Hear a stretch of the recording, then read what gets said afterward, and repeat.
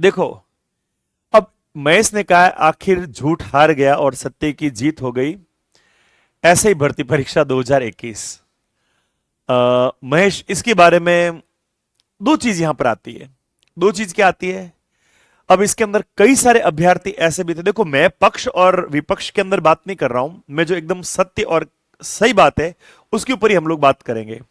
तो सबसे पहले तो हम लोग बात करें, इसमें कई सारे पेपर खरीदकर अपनी जगह पर किसी और अभ्यर्थियों को बिठाकर पैसे देकर सेटिंग कर करके इस गड़बड़ियां कर करके इस प्रकार से भर्ती के अंदर शामिल हो गए। उस पक्ष अगर मैं देखूं तो इस भर्ती परीक्षा को रद्द करना भविष्य में होने वाली भर्ती परीक्षाओं के लिए बहुत बड़ा सबक होगा।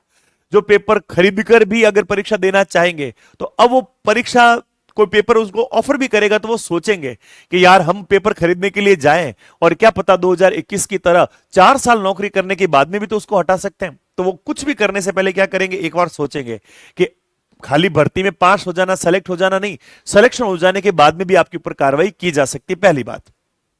उसके बाद सेकंड बात क्या आ रही है? सेकंड बात आ रही है कि 68 कैंडिडेट तो पकड़े गए, उसके बाद भी पता नहीं न जाने कितने लोग ऐसे थे जो पकड़ में नहीं आ रहे थे, जो नजरों से छुपे थे या किसी और शक्तियों के कारण, कोई हो सकता है किसी बड़े का हाथ होगा उनके सर के ऊपर, इस वजह से वो पकड़ में नहीं आ रहे थे। तो उनको क्या कर दिया गया? बार कर दिया गया।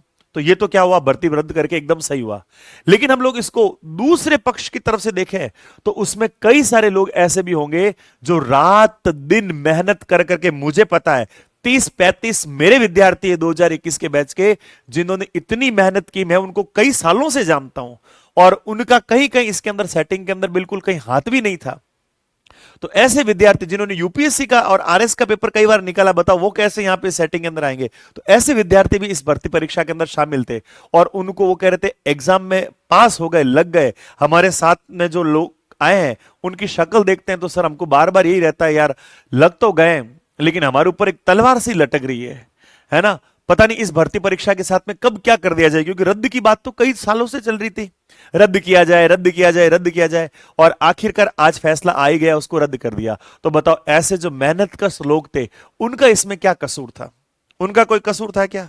उन्होंने तो नकल नहीं की थी, उन्होंने तो चीटिंग नहीं की थी, उन्होंने तो पेपर नहीं खरीदा था, उन्होंने तो कहीं सेटिंग नहीं की थी, लेकिन उनकी जिंदगी भी तो बर्बाद हुई, उनका करियर भी तो बर्बाद हुआ। वो कितने आज धक्के के अंदर पहुंचे, कितने सदमे के अंदर पहुंचे, उनका दिल कितना टूटा होगा आज जब इस बात को सुना होगा। और एक तरफ से खुशी ये है कि आगे भर्ती परीक्षाओं के अंदर लोग सबक लेंगे कि हमको इस प्रकार के अंजाम से थोड़ा दूर रहना, क्योंकि हमारे साथ कुछ भी हो सकता है। तो अब इसको हम पॉजिटिव नेगेटिव दोनों तरफ से हम लोग क्या कर सकते हैं, देख सकते हैं। तो केवल एक पक्ष के ऊपर बात नहीं करेंगे कि चलो बढ़िया हो गया, रद्द हो गई, ना ना ना, रद्द हो गया, बढ़िया कैसे हुआ? अब एक गुनाहगार के पीछे जो कितने लोग मारे गए वो भी तो मारे गए ना, है? गुनाहगार बच जाए तो ठीक है, लेकिन बेकसूर फंस जाए तो ये गलत चीज है ना। न जाने कितने गुनाहगार घूम रहे होंगे, कितनी भर्तियों के अंदर कैसे लोग इतने फर्जी के अंदर फर्जी तरीके से लगे हुए होंगे। खाली ऐसे की भर्ती थोड़ी है, मैं बता दूं कितने सारे ऐसे लोग हैं जो न जाने कितनी नौकरियों के अंदर चढ़े, उनको आता जाता कुछ नहीं है और वो नौकरी कर रहे हैं, आज कई कई साल हो गए उनको नौकरी करते हुए।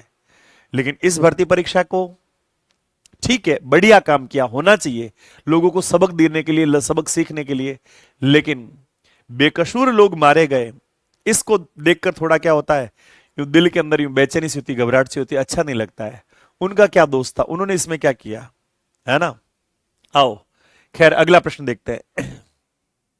और दुख कैसे नहीं होता भाई, आज उनके मां बाप के ऊपर क्या बीती होगी जिनके बच्चे मेहनत कर करके सेलेक्ट हुए।